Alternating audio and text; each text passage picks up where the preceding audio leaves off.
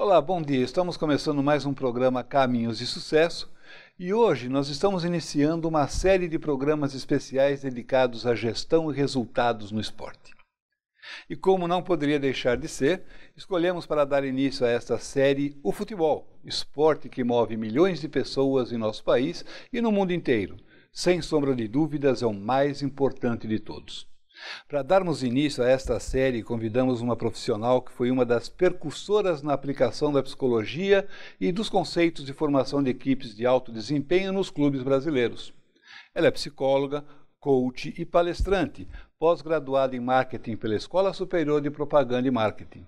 É mestre em psicologia no esporte, formada pela Universidade Autônoma de Madrid e pelo Comitê Olímpico Espanhol e especializada também em psicologia cognitiva. Trabalha com equipes de futebol e com a seleção brasileira desde 1993. Já realizou palestras, workshops e cursos para mais de 90 mil pessoas e é autora do livro Competência Emocional, pela editora Gente. Eu estou falando de Suzy Fleury. Suzy, muito bom dia e muito obrigado por aceitar abrir esse nosso projeto sobre gestão e resultados no esporte. É um prazer, é uma oportunidade por estar com você e com os seus ouvintes, né, os telespectadores, e poder compartilhar um pouco da trajetória que uma mulher conseguiu fazer num clube tão fechado, chamado Clube do Bolinha, né, dentro do futebol. Exatamente. E por falar desse Clube do Bolinha, tudo tem uma trajetória. Eu gostaria que você fizesse um resumo dessa sua trajetória no esporte. Não conta tudo, porque nós temos perguntas aqui para falar a respeito, mas como iniciou, com o que você iniciou? Bom, eu sou psicóloga organizacional, eu me formei não para a área clínica, mas para a área empresarial. Eu já comecei a trabalhar com equipes empresariais, Johnson & Johnson, Grupo Pão de Açúcar, usando o cenário esportivo como uma grande metáfora para questões como liderança, trabalho em equipe, motivação, a busca incessante por resultados e por melhorias, que é o ciclo da excelência. Com isso, eu acabei encontrando a equipe do Palmeiras em 1993, liderada pelo Vanderlei Luxemburgo na oportunidade, e me aproximei. Apresentei um pouco do que poderia ser feito, né, no ambiente esportivo e iniciei minha trajetória passando por, além de Palmeiras, Santos, São Paulo, Corinthians, Atlético Paranaense, Atlético Mineiro. Eu diria para você que em cima das 20 equipes do Campeonato Brasileiro, eu praticamente tive a oportunidade e o privilégio de trabalhar com 90%. E isso sem contar a seleção brasileira também, que você fez um excelente trabalho na seleção brasileira. A seleção brasileira foi muito pontual, porque, na realidade, como os atletas que estavam na seleção brasileira não tinham em seus clubes de origem um acompanhamento, uma orientação psicológica, a gente pôde fazer muito pouco, porque quando a gente vai para a seleção, a gente já vai para a competição. Mas participei de Copa América, a gente foi invictos, né, em 99, Copa das Confederações, pré-olímpico, Olimpíada de Sydney nós tivemos também lá, e a classificação para o Mundial. Como é preparar o atleta quando você tem tão pouco tempo? Você não pode trabalhar realmente a mente desse atleta, você tem que trabalhar a necessidade de vitória dele dentro da competição e a harmonia dentro da equipe. Esse é um aspecto muito característico de quando você está na seleção. No clube, não. No clube você já tem, desde a pré-temporada, o trabalho de preparação de avaliações psicológicas, para você tirar um retrato do momento de cada atleta e, somando cada atleta, você tem uma visão da equipe. Depois, você faz tirou o retrato, vai fazer uma programação para cada atleta e para a equipe dentro da competição. Você vai mapear quais são os jogos, aonde vão ser esses jogos, qual é o período de intervalo entre um jogo e outro. Então isso é muito possível de ser feito dentro dos clubes, mas não é muito comum e não é possível de fazer dentro da seleção, que já entra para a competição. E aí a gente já teria que ter, por exemplo, comparando com a preparação física, é inadmissível você contratar um preparador físico apenas para o projeto da seleção. Você tem que preparar o atleta no clube de origem. Ele tem que chegar na seleção com a preparação física já ok, com os status, né? Seguindo esse seu conceito, então, o ideal seria já os clubes terem um trabalho com uma profissional ou um profissional psicólogo dele, trabalhando em conjunto, mas seguindo uma diretriz, já visando essas competições maiores que seriam os selecionados. Especialmente quando os atletas já estão num nível de alta competitividade que serão selecionados para uma seleção, né? Serão convocados para a seleção. E isso não acontece. Hoje, mais recentemente, nós temos muitos clubes que já têm esse profissional inserido em seus trabalhos dentro do programa interdisciplinar. Mas em 90, 93, quando eu comecei, não era muito comum. E quando eu fui à seleção brasileira, nós tínhamos só 10% dos atletas que eram convocados, de uma turma que passou por nós, 233 atletas aproximadamente, só 10% tinham uma orientação psicológica em algum momento da carreira. Então, veja, a gente começava a fazer o perfil psicológico na seleção, depois mapeava qual era o trabalho que era dirigido àquele atleta e ir para a competição, e muitas vezes o atleta não voltava, vinha um outro atleta convocado, né? Tanto é que nós rodamos aí em 2 anos 233 aproximadamente atletas. É muita gente. Meu Deus, isso dificulta qualquer trabalho de planejamento. Não é por aí que se faz um trabalho para a seleção. O trabalho da seleção ele tem que ser feito nos seus clubes de origem e os atletas que forem convocados receberem um tratamento como é feito dentro da competição. Suzy, quem trabalha com o foco na melhoria de performance e resultados necessita de uma metodologia capaz de gerar um crescimento sustentável. Como fazer isso num segmento que ainda é movido pelo amadorismo? E como você conseguiu implantar isso daí nos clubes? É um segmento que vive de resultados, né? Então, é muito competitivo. Então, nós trabalhamos buscando uma forma de ajudar com que atletas e equipes atinjam esse estágio máximo de excelência de performance e se mantenha, que é um outro momento que é mais difícil, inclusive. Procurando sobre métodos que possam estar auxiliando nesse desenvolvimento, nós encontramos um trabalho de um ex-atleta de tênis chamado Tim Gallery. O Timothy, né, ele começou a perceber que os atletas jogavam com o adversário externo, que é aquele que fica do lado de lá da quadra, que a gente assiste, mas tinha um adversário interno, que é a forma de pensar com a autocrítica, com determinados comportamentos de se boicotar, e que levava ao quê? A distração, a desconcentração, a desmotivação e descontrole emocional. Então ele criou uma metodologia, inicialmente, lá na década de 70, que pudesse estar dando uma gerenciada nesses diálogos internos. Até o John Whitmore descobrir que isso poderia ser expandido para a área empresarial e desenvolver um método chamado GROW. GROW é você ter um goal, a meta, a realidade, o reality, as options, que são as opções, o que pode ser feito, e as questões que dão um planejamento estratégico para o processo em si. Com base no GROW, a gente acabou ampliando esse modelo, nós temos hoje o modelo dos 7 elementos.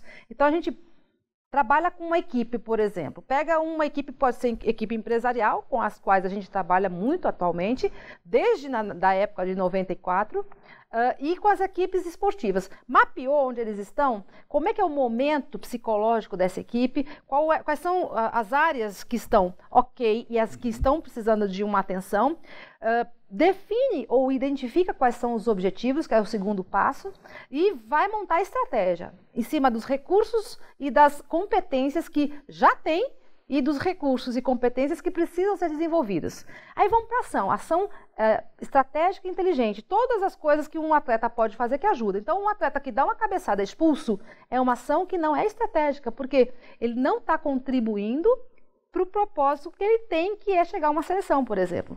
Até hoje a gente vê muitos atletas tomarem atitudes dentro do campo que não condiz para aquilo que eles treinaram a semana inteira.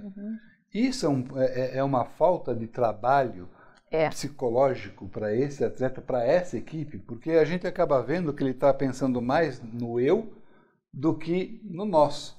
Ele acaba prejudicando todo um trabalho por uma atitude impensada em pouco tempo de jogo. E você pode ver que nós temos exemplos de seleção brasileira. Um atleta que tem um histórico de vários cartões vermelhos, de clubes grandes e que são até atletas de seleção, ele, além de se prejudicar individualmente, porque nos 7 elementos da excelência, é onde eu estou, a situação atual, onde eu quero chegar, o objetivo, a estratégia para chegar lá, as ações, é na ação que você muda o resultado. Então tem que ser ações conscientes e estratégicas, leva a resultados, melhorias e aprendizagens. Então, qualquer que seja uma ação, cartão vermelho, esse atleta vai expulso, mas não é só desse jogo. Ele fica fora da próxima partida. E o treinador, ele vai ficar sem esse atleta, que muitas vezes é um atleta importante. E geralmente é em momentos muito definitivos que isso ocorre, porque não é o estado emocional, ele não consegue segurar a raiva. Eles não conseguem trabalhar o estresse da competição? Será? Deveriam saber, mas não é o que a gente observa muitas vezes em alguns momentos das competições por determinados atletas que são reincidentes, né? Eles voltam a ter aquele comportamento de cartão vermelho. Mas isso não é só no futebol, né? O ser humano, o emocional dele, quando você tem um momento que é muito importante na sua vida, quando você tem esse momento ligado à incerteza do resultado que você vai atingir, então você vai numa mesa de negociação ou numa venda importante. Se é importante e se você não tem muito seguro o resultado que você vai atingir, você está sob o efeito da tensão. E a tensão gera ou ansiedade, ou irritação, ou a incerteza, né? Será que vai dar certo? E isso acaba fazendo com que as pessoas, se elas não tiverem o domínio dos seus impulsos emocionais, elas vão ser governadas. E aí não se faz racionalmente a melhor opção, né, durante aquele momento da ação. Então nós temos que qualificar as nossas ações para a gente poder ter ações mais estratégicas. Isso não significa que o trabalho psicológico ele tem que começar a ser tratado ou ser implantado desde as categorias de base, porque a gente vê, eu vi agora o Galo que cuida da seleção brasileira nas categorias de base, eu vi o Ney Franco falando também sobre essa necessidade de um trabalho psicológico dentro das bases dos clubes para que esse atleta já chegue com uma formação melhor para quando se torne profissional e para quando vá servir a seleção. Dr. Daniel Goleman, que ele é uma referência na inteligência emocional, ele vai um pouquinho atrás, ele vai já na origem da nossa formação enquanto indivíduo. Ele chama de alfabetização emocional. Nós tínhamos que ser alfabetizados emocionalmente nas categorias do pré-pezinho, né? Antes de ser alfabetizado efetivamente. Então nós teríamos que ter algumas orientações de como conviver socialmente, como lidar com alguns estados básicos emocionais, já na formação, desde o momento em que a gente está se formando ou recebendo uma orientação dentro da família, mas mais oficialmente dentro do sistema educacional. Para quando chegar na categoria de base, ele já tem esses pressupostos já, né? Ou qualquer que seja a iniciação profissional que uma pessoa tem a oportunidade de fazer, ela já leve na bagagem dela esses fundamentos. E nós não temos nem na base, na educação mesmo, nem nas categorias de base. E mais, a gente muitas vezes não vê nem nos clubes profissionais, nos clubes oficiais aí, que estão nas competições do Campeonato Brasileiro, nas grandes competições como Copa América, Copa das Confederações e Seleção Brasileira, porque a gente não precisa ir muito longe, é só lembrar um pouquinho do que aconteceu, do que nos tirou da última Copa do Mundo, se nós tínhamos um time diferenciado.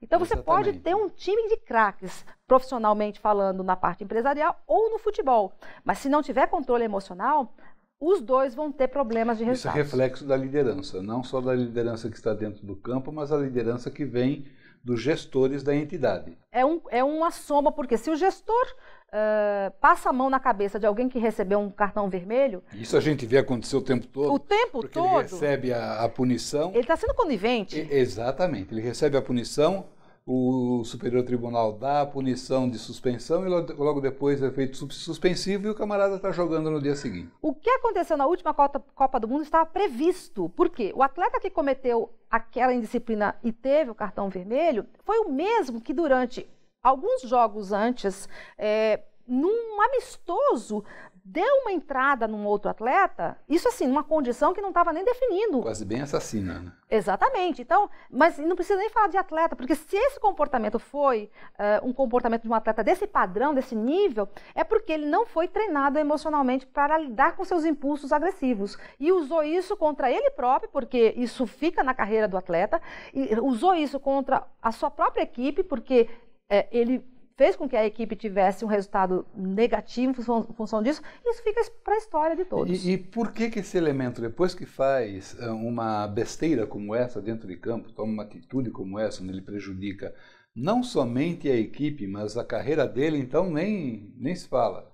Ele depois chega frente às câmeras e fala, mas eu não fiz nada. É cegueira ou vontade de esconder a realidade e passar-se por um santo? Ou pensar que todo mundo é tonto, porque ninguém viu?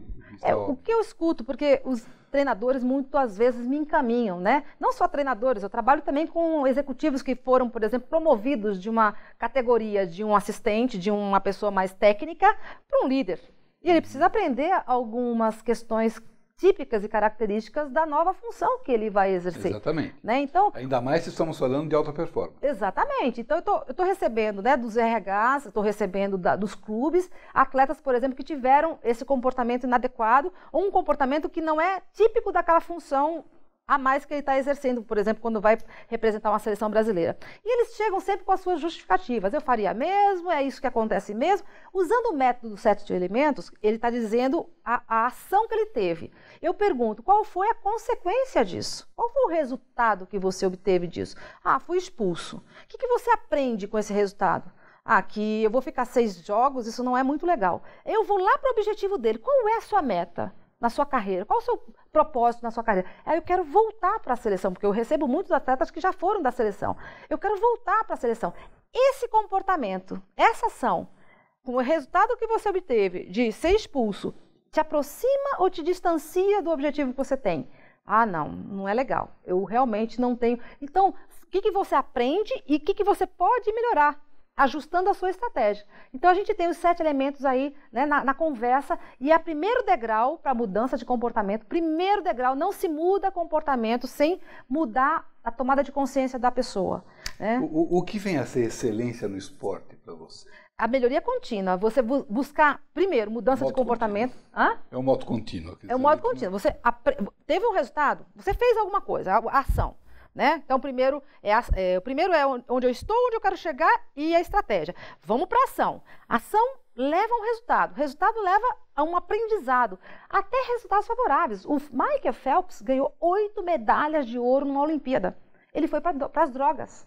Ele não teve um aprendizado com esse resultado, né, como homem, ele teve como atleta. E ele precisou rever isso, uma melhoria, para poder voltar e ajustar a estratégia dele. Então vem aí a minha próxima pergunta. Qual é a função do coach, principalmente com uma formação psicológica como a sua, para que a gente possa evitar que situações como essa aconteçam com os nossos atletas? Principalmente considerando essa educação que vem lá de trás, lá do berço.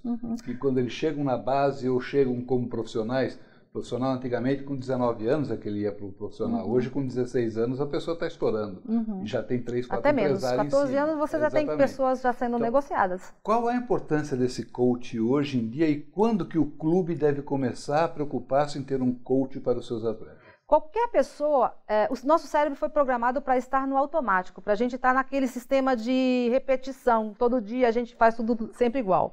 O primeiro trabalho que nós fazemos como coach é provocar uma reflexão, uma tomada de consciência onde você está, onde você quer chegar, o que você está fazendo que te ajuda a se aproximar desse objetivo maior. Se ele não tem objetivo, vamos estabelecer esse objetivo, vamos buscar esse objetivo dentro dele. E aí ele começa a se apropriar das ações, porque uma coisa muito importante de qualquer pessoa, tem coisas que a gente tem controle e tem coisas que a gente não tem controle. Você ir contra uma arbitragem, ou questionar uma imprensa, ou questionar uma torcida, você não tem controle sobre esses aspectos. Agora, você pode ter controle sobre o que você pensa, o que você sente, o que você faz. E o que você faz, você tem que se apropriar, porque você tem que fazer uma soma de comportamentos que te aproximam do que você quer. E aí o que a gente vê? Muitas vezes comportamentos inadequados, que vão contra, por exemplo, Zidane na Copa do Mundo, aquela cabeçada. Ele estava muito cansado. Surgiu de uma provocação, mas ele estava muito cansado. Final de Copa do Mundo. Tinha vários estressores que estavam contribuindo. E ali ele ficou vulnerável. Ele foi mais instinto do que razão. E aí ele ficou com um déficit negativo. Mas tem outras coisas que acontecem. Por exemplo, Fabiana Müller. Ela foi numa primeira Olimpíada e acontecem as adversidades. Perderam a vara dela, tiraram, né? E ela sumiu a vara. E ela ficou procurando. Ela não foi para o plano B, que é a técnica básica, né? Diante de uma situação, um problema, qual a sua meta?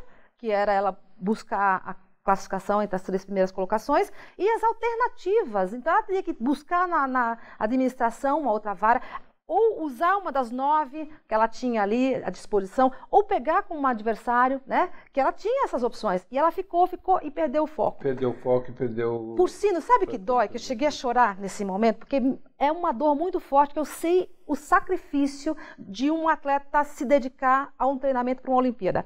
Ela volta para a Olimpíada seguinte, e mais um adversário externo, aquele com que a gente não tem controle, aparece que é o vento, e ela perde novamente para o vento. Ou seja, uma técnica de solução de problemas que a gente coloca na primeira sessão de coaching, que é já para instalar as alternativas, para a gente não ficar refém dos nossos estados emocionais e focando só no problema, ela perde de novo e a gente vê mais uma cena, mais uma repetição de um comportamento que poderia ser evitado ou uma atitude que poderia ser diferenciada se tivesse tido esse aprendizado. E a gente está vendo os resultados hoje em dia, onde uma atleta com um potencial como ela tem, ela já até mesmo isso está afetando a capacidade dela de conseguir patrocínios. O papo está muito bacana, o papo está muito gostoso. A gente volta já para o segundo bloco falando sobre os 7 elementos que ela já comentou 2 ou 3 vezes na entrevista hoje.